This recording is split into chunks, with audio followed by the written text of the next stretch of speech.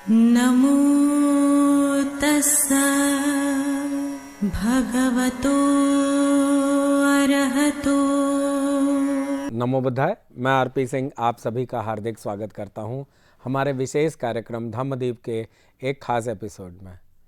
जैसा कि आपको विदित है कि अब तक हम 106 एपिसोड दिखा चुके हैं और इस क्रम को आज आगे बढ़ाते हुए हम चर्चा करेंगे प्रत्युष समुत्पाद की पहली कड़ी अविद्या के बारे में। एक बार फिर हम आप सभी का हार्दिक स्वागत करते हैं और साथ ही स्वागत करते हैं भंते डॉक्टर चंद्रकीर्ति जी का। आपने बुद्ध दर्शन में उच्च शिक्षा प्राप्त की है तथा आप देश विदेश के अनेकों सम्मानों से अलंकृत होने के साथ साथ अनेक मंचों से बुद्धिज़्म पर अपने विचार रख चुके हैं।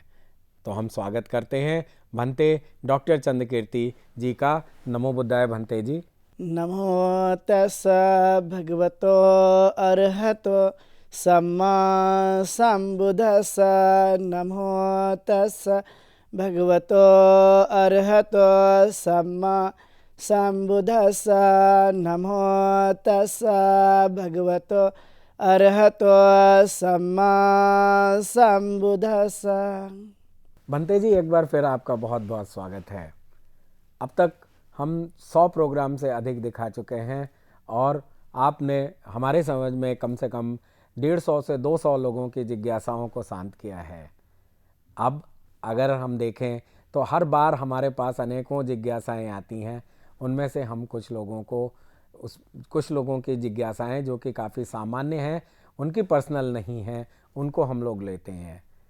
तो भंते जी, आज हमारे कई दर्शकों ने यह पूछा है कि जो आने वाली बुद्ध पूर्णिमा है 5 तारीख को, उसमें कैसे उसको हमें मनाना चाहिए, इस पर्व को हमें कैसे मनाना चाहिए और क्या शुभारती में इस पे कुछ हो रहा है। तो भंते जी कृपया इस पर प्रकाश डालें। बहुत बहुत धन्यवाद आरपी सिंह जी।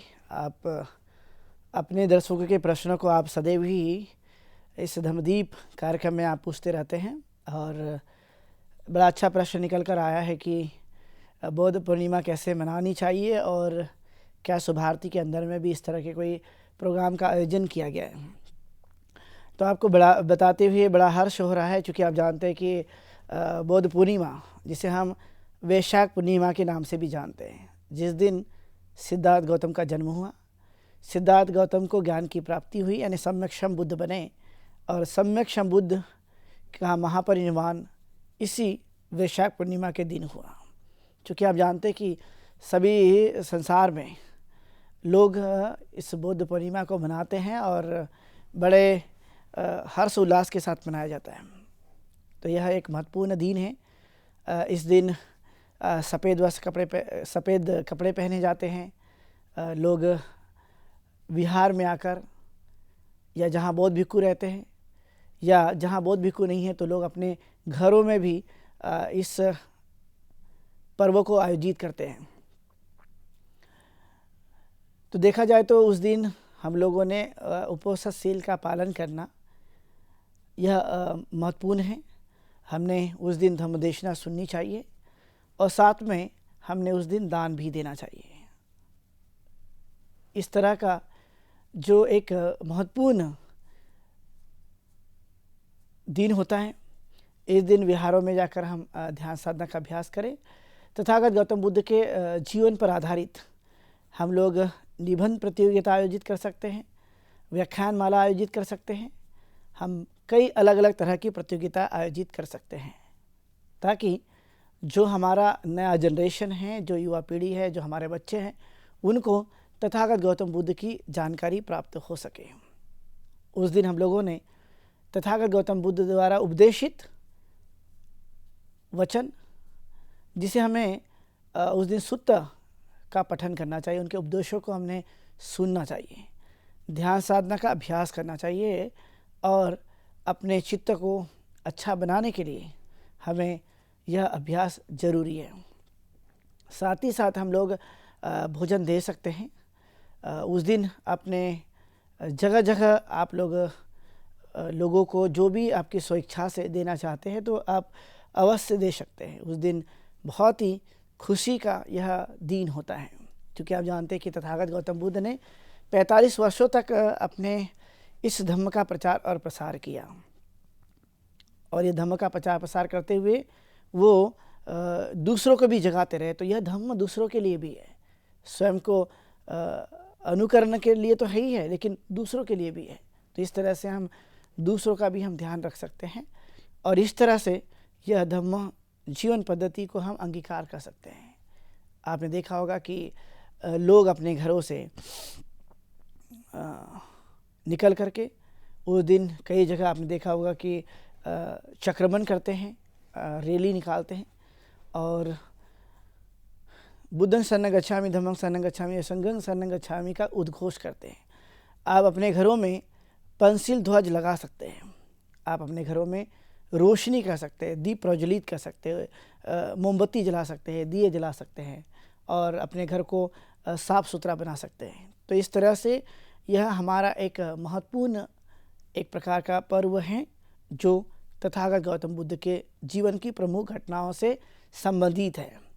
और उसी दिन सम्यक संबुद्ध बनने के बाद उन्होंने जो ज्ञान को खोज निकाला ताकि इस संसार को मैं अंधकार से मुक्त करा सकूं, तो यह उनका ज्ञान की यह रोशनी, ज्ञान की यह चिंगारी इस संसार को प्रकाशित करने में कहीं ना कहीं मददगार साबित हो सकती है। इसी उद्देश्य के साथ, चूँकि आप जानते हैं कि 2023 में 5 मई को यह दिन आ रहा है वैशाख पूर्णिमा का, बुद्ध पूर्णिमा का। तो इस दिन सुभारती विश्वविद्यालय, चूँकि आप जानते हैं कि MTV रिलीजियस चैरिटेबल ट्रस्ट यहाँ पर इस ऑर्गेनाइजेशन के माध्यम से, जो कि यह ट्रस्ट आप जानते हैं कि महायाना, थेरवादा और वज्रयाना, इन जो बौद्ध धर्म की शाखाएं हैं सभी को लेकर के ये विश्वविद्यालय चल रहा है। तो इनके माध्यम से, सुभारती के माध्यम से 5 तारीख से लेकर 9 तारीख तक यहाँ पर बुद्ध मेला का आयोजन किया जा रहा है। इस मेले के अंतर्गत आप देख सकते हैं कि यहाँ पर बुद्ध वचन का पाठ किया जाएगा, धम्मपद का पाठ किया जाएगा और बुद्ध के जीवन से संबंधित, महापुरुषों के जीवन से संबंधित साहित्य का भी यहाँ पर विक्रय किया जाए, यानी क्रय किया जाएगा। लोग यहाँ पर आकर इस साहित्य को खरीद सकते हैं। ये भी एक आकर्षण का केंद्र बना रहेगा। इसी के साथ साथ हम देख सकते हैं कि यहाँ पर अलग अलग तरह के एजुकेशन, यानी अलग अलग तरह के आकर्षण के केंद्र यहाँ पर बने रहेंगे। तो ये 5 दिन तक चलने वाला जो बुद्ध मेला है, जिसमें अलग अलग तरह के आकर्षण के केंद्र बनाए जा सकते हैं। और यहाँ पर एक बुद्ध विहार, जो कि बोधि उपवन है, यहाँ पर एक बोधि वृक्ष है। आप जानते हैं कि बोधि वृक्ष का महत्व बौद्ध धर्म में बहुत महत्वपूर्ण है। उसी के नीचे तथागत गौतम बुद्ध को ज्ञान की प्राप्ति हुई थी और वही बोधि वृक्ष की शाखा आप लोग सुभारती के बोधि उपवन में आप देख सकते हैं। इसके साथ साथ उसी बोधि उपवन में एक बुद्ध विहार है जहाँ पर तथागत गौतम बुद्ध की मूर्ति है। यहाँ पर पंसिल चर्चा होती है और उस दिन भी यहीं पर वह कार्यक्रम आयोजित किया जाएगा। इस तरह से आप अलग अलग, चूँकि आप जानते हैं कि यहाँ पर अलग अलग विभाग हैं, अलग अलग विभाग के माध्यम से प्रदर्शनी लगाई जाएगी जो आप लोग देख सकते हैं। और इस तरह से धम्म का एक वातावरण, चूँकि कई विगत वर्षों से यह बुद्ध मेला का आयोजन यहाँ सुभारती के बोधि उपवन में किया जाता है और लोग जो है बढ़ चढ़ करके यहाँ पर हिस्सा लेते हैं। चूँकि आप जानते हैं कि बुद्ध के धम्म का प्रचार प्रसार करना का मतलब है कि सुख और शांति और मैत्री और करुणा का प्रचार और प्रसार करना, ताकि मनुष्य अपने जीवन को अच्छी तरह से व्यतीत कर सके। और यही भावना के आधार पर यह 5 दिन तक अलग अलग विषयों के आधार पर, अलग अलग आकर्षणों के केंद्र के आधार पर यह 5 दिन तक यह निश्चित तौर पर बुद्ध मेला यहाँ पर किया जाना है। तो मैं यही उम्मीद करूँगा आप सब दर्शकों से कि आप लोग भी ज़रूर 5 तारीख से लेकर 9 तारीख तक इस बोधि उपवन में सुभारती के आप लोग भी आइए। चूँकि इसका समय जो है वो 6 बजे से रात के 10 बजे होगा। आप लोग यहाँ पर आकर के एक हिस्सा बन सकते हैं। एक करुणा मैत्री के इस भाव को आप स्वयं भी ग्रहण कर सकते हैं या उसे अभ्यास के रूप में बुद्ध जयंती के अवसर पर आप लोग इसको अपने जीवन काल का एक बड़ा हिस्सा मान सकते हैं। क्योंकि आप जानते हैं कि हमारे लिए बुद्ध जयंती एक प्रमुख जयंती के रूप में हम लोग इसे मानते हैं। तथागत गौतम बुद्ध चूँकि मानव के कल्याण के लिए उन्होंने काफ़ी कुछ काम किया और इसलिए यहाँ पर 5 तारीख से लेकर 9 तारीख तक अलग अलग विषयों के आधार पर, अलग अलग प्रदर्शनी के आधार पर आप लोगों को ज्ञानवर्धक बातें बताई जाएगी और काफ़ी कुछ देखने को मिलेगा। और इसलिए मैं अपील करता हूँ कि आप सब लोग इस बुद्ध मेले में शामिल हों और इसका हिस्सा बने और अपने जीवन को धन्य बनाएं। यही उम्मीद के साथ आपने जो प्रश्न पूछा था, उम्मीद है कि आप लोगों को एक संतोषजनक उत्तर मिला होगा और मैं भी आप लोग को धन्यवाद देता हूं कि इस तरह के प्रश्न आप जरूर करते रहिए और इस धम्मदीप कार्यक्रम में जुड़ते रहिए। धन्यवाद। भंते जी, बहुत बहुत धन्यवाद। आपने काफ़ी विस्तार से हमारे दर्शक की जिज्ञासाओं को शांत किया है, क्योंकि ये एक बहुत ही मुख्य त्यौहार है। अब क्योंकि समय की कमी है, अब हम अपने मूल विषय पर आते हैं और आज का मूल विषय है प्रत्युत समुत्पाद की पहली कड़ी अविद्या के बारे में हमारे दर्शकों को विस्तार से बताइए। बहुत बहुत धन्यवाद आरपी सिंह जी। आज फिर से हम लोग इसी प्रतीत समुत्पाद को आगे बढ़ाते हुए आपके दर्शकों के लिए विस्तार से चर्चा करेंगे। प्रतीत समुत्पाद की पहली कड़ी, जिसे हम अविद्या कहते हैं। अविद्या यह पाली शब्द है, हिंदी में इसे अविद्या कहा जाता है। चूँकि आप जानते हैं कि अविद्या मतलब जहाँ पर ज्ञान ना हो।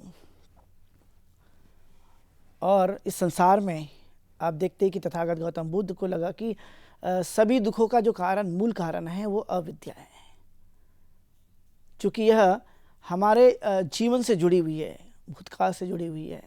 अविद्या ही मनुष्य के जीवन काल में अलग अलग तरह की चीज़ें लेकर आता है। तो 5 पंचवग्गीय भिक्षुओं को सर्वप्रथम सारनाथ में उन्होंने देशना देते हुए इस बातों को ज़्यादातर बताने की कोशिश की, उनकी आंखें खोलने की कोशिश की, उन्हें दिशा दिया, उन्हें सचेत या जागरूक बनाया।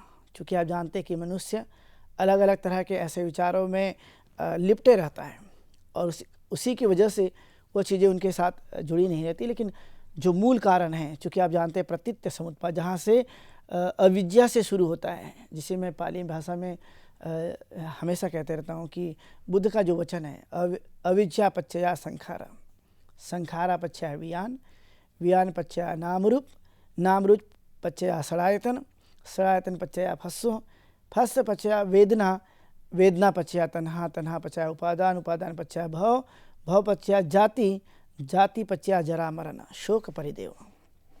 अर्थात यह अविद्या ही है जिसकी वजह से मनुष्य अलग अलग तरह की चीज़ों को उत्पन्न करता है। क्योंकि आप जानते हैं कि बिना कारण के कोई परिणाम नहीं आता है और मनुष्य यहीं से अलग अलग तरह की चीज़ें शुरू होती है। तो अविद्या का मतलब होता है कि चीज़ों को वास्तविक रूप से न जानना, न देखना, न सीखना। यानी जैसा है वैसा हम जानने की कोशिश करते हैं, न देखना, वास्तविक दृष्टिकोण को न देखना, न जानना, न समझना। अधिकतर आपने देखा होगा कि ये स्थितियाँ मनुष्य के साथ बनी रहती है और जब बनी रहती है तो वह स्वाभाविक तौर पर इन चीज़ों के कारण अलग अलग तरह के दुख को वह झेलते रहता है, दुख भोगते रहता है। यह अलग अलग तरह की चीज़ों को जन्म देता है। हमने स्वाभाविक तौर पर देखा है। तो आप जानते हैं कि दुख का जनक अविद्या है। अविद्या एक अंधकार के समान है जहाँ पर मनुष्य को कुछ भी दिखाई नहीं देता और इसलिए 4 आर्य सत्य का ज्ञान न होना अविद्या है। क्योंकि आप जानते हैं कि यहाँ पे ज्ञान नहीं है, इसलिए वह चीज़ें हमें समझ में नहीं आती है। तो 4 आर्य सत्य जो कि तथागत गौतम बुद्ध की मूल शिक्षा है, जानते हैं दुख, दुख का कारण, दुख निरोध और दुख निरोध का मार्ग। अतः 4 आर्य सत्य को न जानना दुख है और यही मनुष्य के काल में देखने के लिए मिलते रहता है। तो यह प्रतीत समुत्पाद की प्रथम कड़ी, जहाँ से ये शुरू होता है, जहाँ से ये निर्माण होता है, जिसे हम जरा मरण कहते हैं। यानी मनुष्य के जीवन काल में आने वाली ऐसी घटनाएं जो यहीं से प्रारंभ होती हैं और इसलिए अविद्या ही वास्तविक दुख का कारण बन जाती है। उससे ही चूँकि हम जान नहीं पाएंगे, समझ नहीं पाएंगे, हम देख नहीं पाएंगे ठीक ढंग से, और वास्तविक ज्ञान नहीं हो पाएगा, अज्ञान रहेगा। तो अज्ञान यह स्वाभाविक तौर पे हमेशा ही दुख का कारण रहा है। इसे इंग्लिश में इग्नोरेंस कहा जाता है, क्योंकि आप जानते हैं कि इग्नोरेंस यानी जहाँ पर किसी भी प्रकार की ऐसी ज्ञान जो मनुष्य के पास होता है वह वास्तविक रूप से उसे देख नहीं पाता। वह जानता है कि हाँ ये अविद्या, चूँकि और विद्या जहाँ पर किसी प्रकार की विद्या नहीं, जानता नहीं है, समझता नहीं है, वह जीवन है तो भी नहीं जान पाता। लेकिन जैसे जैसे वह जानता है तो उसका अज्ञान धीरे धीरे समाप्त हो जाता है। अब देख सकते हैं मनुष्य के जीवन काल में जो वास्तविक चीज़ें हैं वह जानते हुए भी, न जानते हुए भी, लेकिन क्या सही में वह चीज़ों को जानकर कर रहा है या नहीं जानता है या जानबूझ के कर रहा है। तो अलग अलग कारणों से भी आप देख पाएंगे, लेकिन इसका जो मूल हेतु है, जो मूल कारण है, वो देख पाएंगे कि यह वास्तविक रूप से अविद्या है। चूँकि मनुष्य जीवन को जीता है, उसका जन्म हुआ, वह भी आप देख सकते हैं कि वह अविद्या की वजह से, अज्ञान की वजह से, जरा मरण, जहाँ मरने के बाद भी मनुष्य इस तरह से अपने जन्म में आते रहता है। क्या कारण है? क्योंकि अज्ञान से सभी कड़ियाँ निर्माण होती है। तो क्या निर्माण हो गया? संस्कार निर्माण हो गया। संस्कार से विज्ञान निर्माण हो गया, विज्ञान से नाम रूप निर्माण हो गया, नाम रूप से षडायतन निर्माण हो गया, 6 आयतन, उससे वेदना निर्माण होगी, उससे तृष्णा निर्माण होगी, और उसी से उपादान निर्माण हो गया, उसी से भाव निर्माण हो गया, उसी से जाति, जाति मतलब जन्म, और जन्म है इसलिए आप देख पाएंगे कि बुढ़ापा है, बीमारियां हैं, मृत्यु को प्राप्त हो जाता है। इसका जो मूल जहाँ से स्रोत है वो स्रोत है अविद्या। इसलिए कई बार बुद्ध लोगों को समझाते हैं कि आप जिस चक्र में फंसे हो, इसे भव चक्र कहते हैं, और ये भव चक्र में फंसे हो तो आप बार बार आप इस संसार में आते रहोगे। लेकिन आपने इस चक्र से बाहर निकला, तोड़ दिया इस चक्र को, तो अविद्या फिर से नहीं होगी और फिर से जन्म भी नहीं होगा। इसलिए तथागत गौतम बुद्ध ने अपने जीवन काल में न जाने ऐसे कितने लोग थे जो अविद्या में लिप्त हुए थे।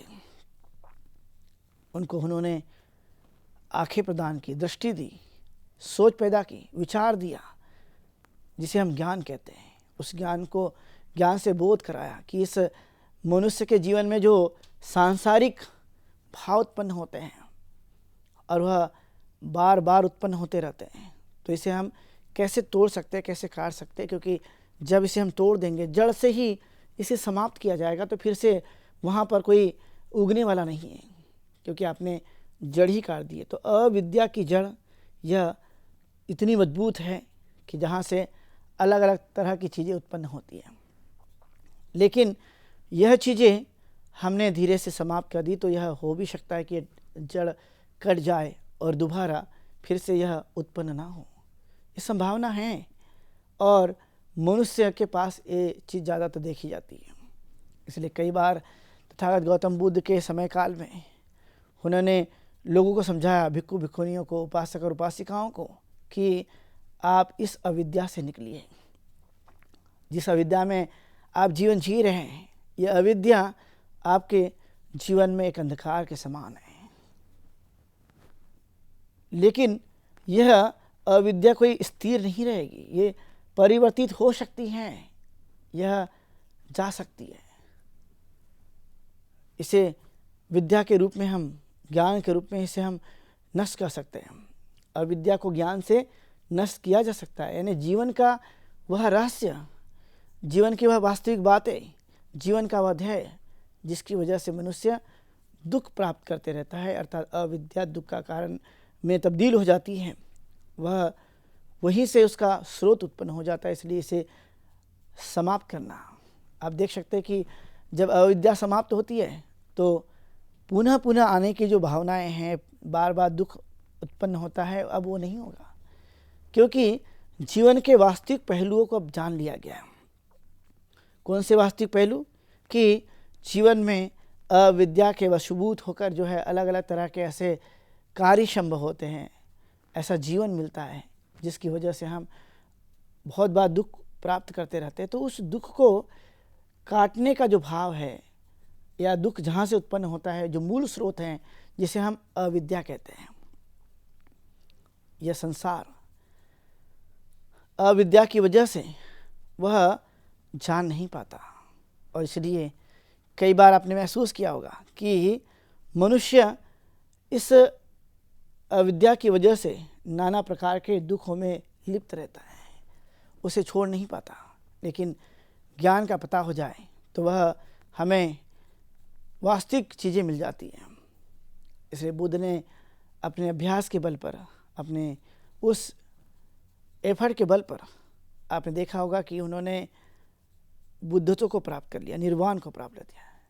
अब यहाँ पर अविद्या बिल्कुल भी नहीं है, पूरी तरह से मन परिशुद्ध हुआ है।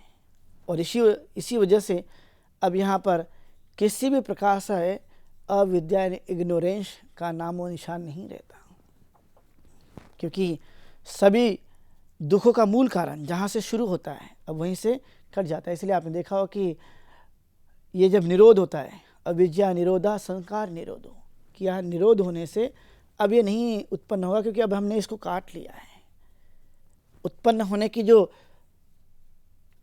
कड़ी है या उत्पन्न होने का जो भाव है या उत्पन्न होने की जो श्रृंखला है वह यहाँ पे टूट जाती है। तो टूटने की वजह से अब आगे नहीं बढ़ा जाता, क्योंकि एक के बाद दूसरी चीज़ें उत्पन्न होती है, एक से ही दूसरी चीज़ें हमें देखने के लिए मिलती है।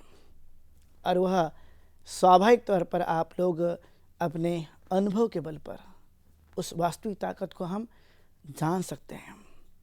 सबसे बड़ा तो यही कारण है कि बार बार इस संसार में आते हुए लोक कल्याण की भावना को हम कैसे समझें। तो आपने देखा कि अविद्या की वजह से वो चीज़ें नहीं आती है, लेकिन अविद्या जो मूल कारण बनते रहती हैं और इससे अनेक प्रकार के कष्ट दुख उत्पन्न होते रहता है, उसको जब हम समझ लेते हैं, जान लेते हैं अपने जीवन काल में, तो उसे हम फिर से उत्पन्न होने नहीं देते, क्योंकि वह तो उत्पन्न कराने वाली है। जहाँ से ये स्रोत हैं उसे जान नहीं पाता। इसलिए तथागत ने सबको कहा कि आप लोगों ने इस ज्ञान रूपी जीवन को समझे, और जब समझते हैं तो अंदर की उस गहराई को आप जहाँ पर ये सब चीज़ें रखी है, जिसकी वजह से लोभ बढ़ता है, द्वेष बढ़ता है, मोह बढ़ता है, जन्म लेने की भावना उत्पन्न होती है, और न जाने किस किस तरह के जो भाव है वो चित्त में आते रहते हैं। लेकिन जब ज्ञान रूपी प्रकाश जो हमें अंदर से मिलता है तो उसकी वजह से हम इन सब चीज़ों को नष्ट कर देते हैं और अविद्या पर जीत हासिल कर लेते हैं, क्योंकि अविद्या नहीं रहती।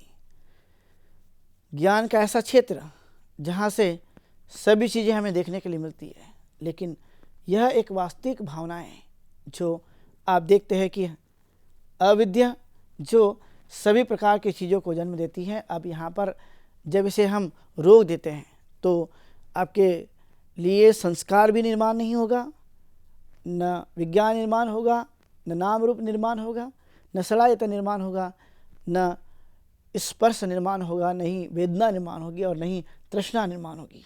और तृष्णा नहीं होगी तो उपादान नहीं होगा, जब उपादान नहीं होगा तो भाव नहीं होगा, जब भाव नहीं होगा तो जन्म नहीं होगा, बुढ़ापा नहीं आएगा, और न मनुष्य रोगी बनेगा, न मृत्यु को प्राप्त होगा। यहीं से हमने इसको जान लिया। लेकिन अविद्या से ही ये चीज़ें उत्पन्न हुई है। इसे रोकना और इसे बढ़ाना ये सब व्यक्ति के जानने और न जानने के ऊपर निर्भर करता है, समझ और ना समझ के ऊपर निर्भर करता है, ज्ञान और अज्ञान के ऊपर निर्भर करता है। यह वास्तविक चीज़ें हैं जो एकाएक से मनुष्य को जल्दी समझ में नहीं आती। इसलिए प्रतित्व समुत्पाद, चाहे वो पहली कड़ी हो या अंतिम कड़ी हो, जल्दी से एकाएक से व्यक्ति के जीवन में समझ प्राप्त करना बड़ा मुश्किल है। इसलिए आपने देखा होगा कि जब जन्म मिल जाए तो लोग ये सोचते रहते हैं, खास करके मनुष्य का जन्म मिल जाए तो खाओ पियो मजा करो, जीवन मिला हुआ है तो बस इसी जीवन में हम सभी चीज़ प्राप्त कर लें, ये भाव होता है। लेकिन भाव ये है कि मेरा अज्ञान मिट जाए, मैं उस अज्ञान को दूर कर दूं, मैं अज्ञान से परे हो जाऊं। यही तो जीवन जीने का एक वास्तविक कला है, जो अविद्या को समझने के लिए हमें कहीं ना कहीं यह अवसर प्रदान करती रहती है, क्योंकि ये मूल स्रोत है सब चीज़ों को आगे बढ़ाने के लिए। और जब इसे हम काट देंगे तो सारे स्रोत जहाँ से यह दुख निर्माण होता है, वो सारे स्रोत कट जाने के कारण अब वो फिर से दोबारा कहीं अपना सर उठा नहीं सकते, दोबारा वह अपनी चीज़ों को नहीं ला सकते। इसलिए तथागत ने चाहे महाप्रजापति गौतमी हो, सारीपुत्र हो, मोगलायन हो, महाकश्यप हो या जो भी भिक्खु हो, उन सबको उन्होंने यही बात समझाने की कोशिश की। उन्होंने ठीक तरह से बताया कि मनुष्य यदि जान ले तो वह पल भर में जान लेता है, न जाने तो हजारों दिन तक भी नहीं जान पाएगा। बुद्ध कहते हैं कुछ ज्ञानी पुरुष जल्दी ही ज्ञान को जान लेते हैं, अज्ञानी पुरुष वह जल्दी से नहीं जान पाते, कोसों दिन भी रह जाए तो जान नहीं पाते। जैसे आपने देखा होगा कि एक यदि बर्तन में दाल बन रही है, चावल बन रहा है, तो उस बर्तन के द्वारा दाल का और चावल का रस नहीं लिया जाता, टेस्ट नहीं लिया जाता, वो सिर्फ काम उसका बनाना है। लेकिन रस लेने का काम, टेस्ट लेने का काम आप देखेंगे तो मनुष्य करता है। उसी तरह से कुछ व्यक्ति तो पल भर में ही इन चीज़ों को जान लेते हैं और कुछ व्यक्ति तो हजारों वर्ष लग जाते हैं जानने के लिए, क्योंकि उसकी ज्ञान की क्षमता अभी बढ़ी नहीं है। और जब ज्ञान की क्षमता नहीं बढ़ी है तो अज्ञान हावी है और अज्ञान की वजह से ही उन चीज़ों को बढ़ाते रहता है। और इसलिए तथागत गौतम बुद्ध ने इस 10 पारमिता में जो बताया प्रतीत्य समुत्पाद, उसके बाद जो आता है प्रतीत्य समुत्पाद की पहली कड़ी अविद्या, जो हम लोगों ने इसको विस्तार से देखा है, उसको समझा है और आप सब लोगों ने उसे सुना भी है। तो मैं सब लोगों का बहुत बहुत धन्यवाद अदा करता हूँ, मंगल कामना करता हूँ, सुखी हो, दीर्घायु, स्वस्थ रहे, ऐसी मंगल कामना करते हुए यहीं बोलता हूँ भवतु शुभ मंगलम। बंते जी, आपने हमारे दर्शकों को टाइम दिया, आप हमारे स्टूडियो में आए, इसके लिए आपको बहुत बहुत धन्यवाद और साधुवाद। तो साथियों, आज के इस विशेष प्रोग्राम में इतना ही। अब समय हो चुका है आज के प्रोग्राम के विश्राम होने का, लेकिन उससे पहले हम आपको बताते चलें कि आपके मन में भी जो प्रश्न हो, जो जिज्ञासाएं हों, वह आप इस प्रोग्राम में पूछ सकते हैं।